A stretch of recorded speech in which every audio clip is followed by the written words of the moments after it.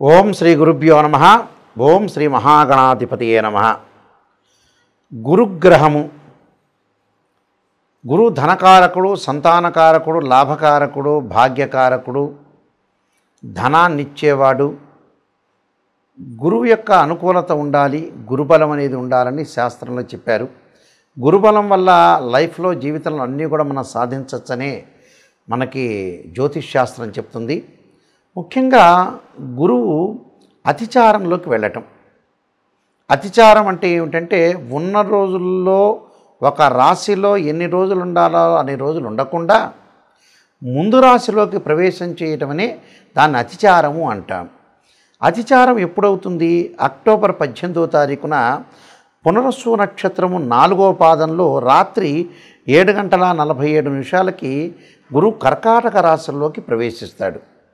ప్రవేశించి 45 రోజుల పాటు కర్కాటక రాశిలో సంచారం చేసి డిసెంబర్ 5వ తారీఖు పునరస్సు నక్షత్రం 3వ పాదంలోకి సాయంత్రం పూట 5:25 మిథున రాశిలోకి తిరిగి మిథున రాశిలోకి వెళ్ళిపోతాడు. దీన్ని అతిచారము అంటారు. అతిచారం అంటే ఏంటంటే ఉన్న రోజుల్లో ఏదైతే రాశి నుంచి ఉంటాడో ఆ రాశిలో ఉండకుండా ఉన్న రోజులు ముందు రాశిలోకి తొందరగా ప్రవేశం చేయటంతో దాన్ని అతిచారం అంటారు. ఇది 45 రోజుల పాటు కర్కాటక రాశిలో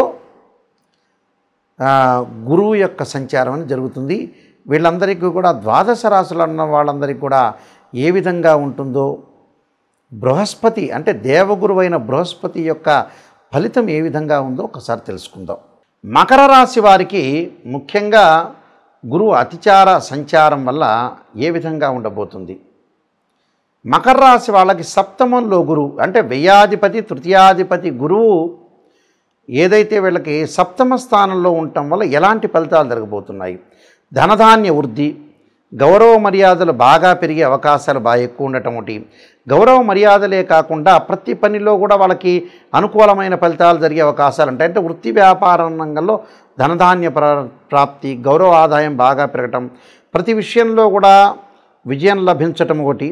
కుటుంబ పరంగా సమస్యలు ఉండే అవకాశాలు లేవు. భార్యాభర్తల మధ్యలో ఆరోగ్యము ఆనందంగా ఉండటం ఒకటి. విదేశాలకి ప్రయాణాలు చేయటం, పుణ్యక్షేత్రాలు, తీర్థయాత్రలు, నదీ స్థానం, సముద్ర స్నానం చేసే అవకాశాలు ఉంటాయి. భూములు, గృహాలు, వాహనాలు కొనుగోలు చేసే అవకాశాలు కూడా బాగా ఎక్కువగా ఉంటాయి. అంటే అనుకూలమైన ఫలితాలు జరిగే అవకాశాలు ఎక్కువ ఉంటాయి. అంటే రాజదర్శనం, ఆరోగ్యం, గాంభీర్యం, గాత్రపోషణం అంటారు. అంటే గురువు సప్తమ స్థానంలో ఉంటే రాజకీయ వ్యవహారాల్లో జయం కలుగుతుంది, ఆరోగ్యము బాగుంటుంది, గతం కంటే కూడా ఆరోగ్యం మెరుగైన ఫలితాలు ఉంటాం, వివాహ ప్రయత్నాలు సఫలీకృతం కావటం, మంచి సుసంపన్నమైన కుటుంబం నుంచి అబ్బాయి కానీ అమ్మాయి కానీ లభించే అవకాశాలు ఎక్కువ ఉంటాయి. తేజోబలము, అభీష్ట కార్యసిద్ధి అన్నీ కూడా అనుకూలంగా ఉండటం ఒకటి మొదలైన మంచి సుఫలితాలు జరిగే అవకాశాలు ఎక్కువ ఉంటాయి. అంటే వివాహ ప్రయత్నాలు సఫలీకృతం అవుతాయి. అలానే ప్రేమించుకున్న యువకులు ఎవరైతే ఉంటారో వాళ్ళకందరికీ లాభాలు కలగటం ఒకటి. భార్యాభర్తల మధ్యలో గతంలో ఎవరైతే విడిపోయారో విడాకులు వద్దు, మన ఇద్దరం కలిసి ఉండాలి ఒక ఆలోచన కలగటం ఒకటి. భార్యాభర్తల మధ్యలో బాండింగ్ బాగా పెరగటం ఒకటి. కాంట్రవర్షన్ లేకుండా కాంప్రమైజింగ్గా ఉండే అవకాశాలు, బంధుత్వము, బంధుమిత్రులతో స్నేహబంధము, అనురాగ బంధం, లవ్ అట్రాక్షన్ బాగా పెరిగే అవకాశాలు ఎక్కువ ఉంటాయి. కాబట్టి సప్తమంలో గురువు చాలా మంచి చేస్తాడు. ఫైనాన్షియల్ పరంగా ఆకస్మికంగా ధనలాభం, ఉద్యోగంలో మార్పులు, ఉద్యోగ పరంగా కూడా ఆదాయము, ప్రమోషన్లు, స్థానచలనాలు, విదేశాలకు వెళ్ళే అవకాశాలు, అలానే విద్యార్థులకు కూడా మంచి విద్యలో ఉత్తీర్ణత సాధించడం, గవర్నమెంట్ జాబ్స్, ప్రైవేట్ జాబ్స్లో మంచి అనుకూలంగా ఉండే అవకాశాలు ఎక్కువ ఉంటాయి. క్షేత్ర దర్శనము, తీర్థయాత్రలు తిరిగే అవకాశాలు, గృహము, వాహనాలు కొనుగోలు చేసే అవకాశాలు కూడా ఖచ్చితంగా ఉంటాయి. కాబట్టి వీళ్ళందరికీ కూడా మంచి జరిగే అవకాశాలు ఎక్కువ ఉన్నాయి. మరింత మంచి జరగాలంటే చక్కగా నేను చెప్పే రెమెడీస్ పాటించండి, మీకు మంచి సుఫలితాలు జరిగే అవకాశం ఖచ్చితంగా ఉంటుంది. గురువు మనము చెప్పుకున్నట్టుగా సంతానాన్ని ఇచ్చేవాడు. ఆ గురువు యొక్క అనుకూలత ఉంటే ఉద్యోగం కానీ, విద్య యందు కానీ, సంపదన కానీ, సంపద సృష్టించటం కానీ, సంపద ఏర్పరచటం కానీ, ఆర్థిక పరంగా తనతో పాటు మనతో పాటు నలుగురు జీవించటం, నలుగురికి భోజనం పెట్టడము, ఇలాంటివన్నీ కూడా గురుగ్రహం యొక్క అనుకూలత ఉంటేనే మనం ముందుకు వెళ్ళగలుగుతాం. గురువు అనుకూలంగా లేదనుకోండి మనం బాగుపడలేము, మన ద్వారా ఎదుటి వాళ్ళు కూడా పెద్దగా బాగుపడే అవకాశం అనేది లేదు. కాబట్టి గురువు మనకి ఏదైతే ఇవన్నీ కూడా మనం చెప్పే గోచారీత్యే కాకుండా జన్మజాతకంలో కూడా నిజంగా గురువు ఎక్కడున్నాడని చూసుకోవాలి. ఎలా తెలుస్తుంది మనకి చాలామంది కూడా తెలియదు. ఓన్లీ గోచారం అనేది 20% మాత్రమే రిజల్ట్స్ ఇస్తుంది. 20% సపోర్ట్. ఎంతవరకు సపోర్టు? మనం ఎంత కృషి చేసినా ఆవగిందంత అదృష్టం ఉండాలంటాం మనం. అంటే ఆ అదృష్టమే గోచారం అని అర్థం. గోచారం ఎప్పుడు కూడా 20% మాత్రమే రిజల్ట్స్ ఇస్తుంది. ఇదే కేవలం జరుగుతుందనే పాయింట్ మీద అనుకోవద్దండి. ఎందుకంటే ప్రేక్షకులందరికీ కూడా వీక్షకులందరికీ కూడా క్లియర్గా గోచారం this is the transitive system అంటారు. ఈ ట్రాన్సిటివ్ సిస్టమ్ అనేది 20% మాత్రం రిజల్ట్స్ ఇచ్చే అవకాశం అనేది ఒకటి ఉంటుంది. వ్యక్తిగత జాతకమే చాలా ఇంపార్టెంట్. వ్యక్తిగత జాతకంలో ఎవరికైతే గురువు 6, 8, 12 స్థానాల్లో ఉన్న వ్యక్తిగత జాతకంలో వాళ్ళ బర్త్ చార్ట్లో, అలానే గురువు రాహుతో కలిసిన, కేతువుతో కలిసిన, అలానే గురుశనుల యొక్క కలయిక కానీ కలిస్తే కొన్ని ఇబ్బందులు కలిగే సూచనలు అనేవి బాగా ఎక్కువ ఉంటాయి. అంటే గురువు అశ్విని, మఖ, మూలా నక్షత్రాల్లో ఉండకూడదు. గురువు ఆరుద్ర, స్వాతి, శతభిష నక్షత్రంలో ఉండకూడదు. అలానే గురువు పుష్యమి, అనురాధ, ఉత్తరాభాద్ర నక్షత్రంలో కూడా ఉండకూడదు. ఉంటే ఏం జరుగుతుంది? ఫైనాన్షియల్ పరంగా పొజిషన్ అనేది బాగలేకపోవటం, ఎంత ప్రయత్నం చేసినా కూడా ఫైనాన్షియల్ పరంగా ఇబ్బందులు, ఎకనామిక్ క్రైసిస్ వచ్చే అవకాశాలు ఎక్కువగా ఉంటాయి. అంటే ఆర్థిక పరిస్థితి అనేది అనుకూలంగా లేకపోవడం జరుగుతుంటుంది. కాబట్టి ఈ 6, 8, 12 స్థానాలు ఏమిటంటే బర్త్ చార్ట్, అంటే జన్మ లగ్నం నుంచి అనుసరించేవి. జన్మ లగ్నం నుంచి కూడా గురువు అనుకూలంగా ఉండాలి. ఉంటేనే గురుచండాలయోగ దోషాలు, గురుకేతువులు కలిసిన, గురు రాహువులు కలిసిన గురుచండాలయోగ దోషాలనే ఉండకూడదు. గురువు మంచి స్థానంలో ఉండాలి. అలానే గురువు మకర రాశిలో వాళ్ళ జన్మజాతకంలో 5 డిగ్రీలు ఉంటేనేమో నీచ అంటారు, 5 డిగ్రీల తర్వాత పరమ నీచ అంటారు. గురువు కూడా నీచ స్థానంలో ఉండకూడదు. గురువు కూడా పాపగ్రహ నక్షత్రాల్లో ఉండకూడదు. పాపగ్రహ నక్షత్రాలు అంటే పాపగ్రహ నక్షత్రాలు కాదు. గురువు రాహు నక్షత్రంలో కానీ, కేతు నక్షత్రంలో, శని నక్షత్రంలో కానీ ఉండకూడదు. ఉంటే ఏంటంటే ఫైనాన్షియల్ పరంగా డెవలప్మెంట్ అనేది అయ్యే అవకాశం అనేది ఉండదు. కాబట్టి ఇక్కడ ఉండదు. కాబట్టి మనం గురువు ఎలా ఉన్నాడు బర్త్ చార్ట్లో చూడాలి. అది ఫస్ట్ పాయింట్.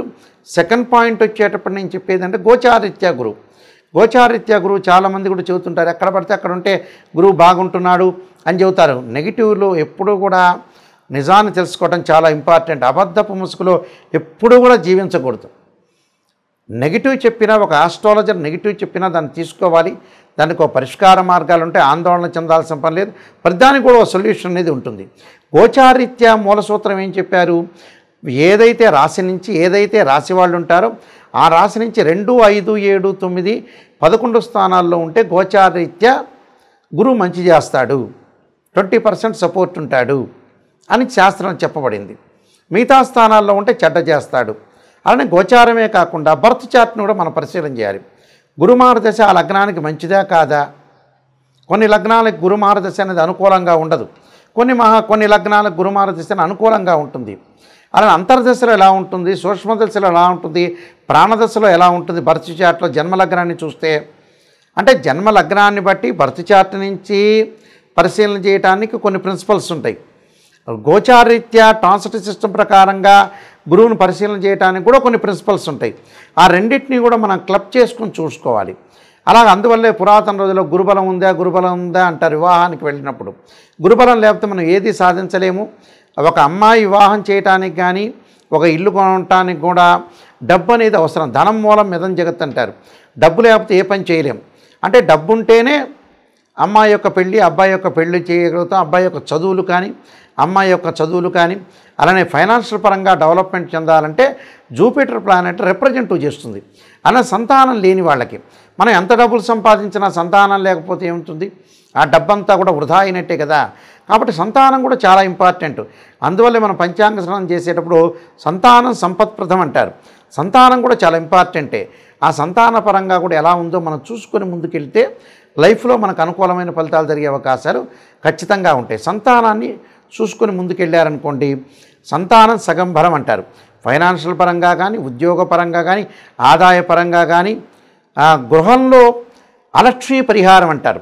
అంటే లక్ష్మీదేవి అనుకూలత ఉండాలంటే అందువల్లే మనకి చాలా చోట్ల కూడా గురువారాన్ని లక్ష్మీవారం చెబుతుంటారు. అంటే లక్ష్మీ కరుణాకటాక్షం ఉండాలంటే జాతకంలో బర్త్ చార్ట్లో గురుగ్రహం యొక్క అనుకూలత ఉండాలి.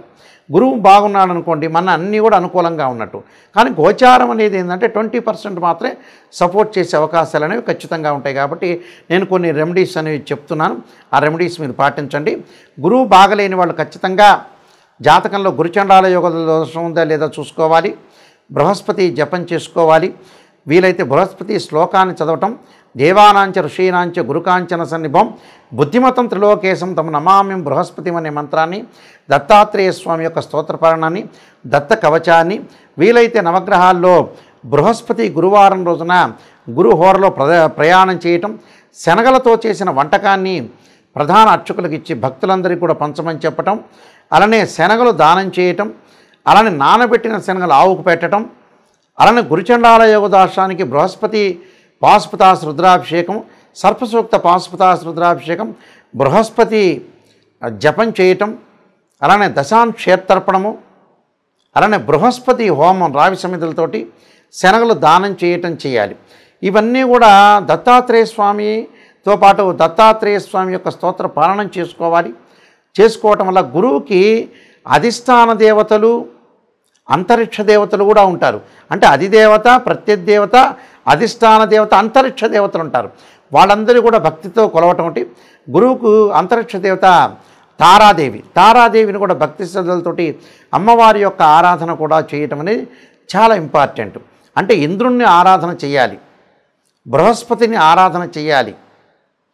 ఇలాగా ప్రతిదీ కూడా ఆరాధన చేయటం అనేది చాలా ఇంపార్టెంట్. కాబట్టి పరమేశ్వరుని కూడా ఆరాధన చేయటం వల్ల చాలా మంచి జరిగే అవకాశాలు ఎక్కువ ఉంటాయి. గురువుల్ని పూజించడం వల్ల కూడా మనకు మంచి సుఫలితాలు జరిగే అవకాశం ఖచ్చితంగా ఉంటుంది.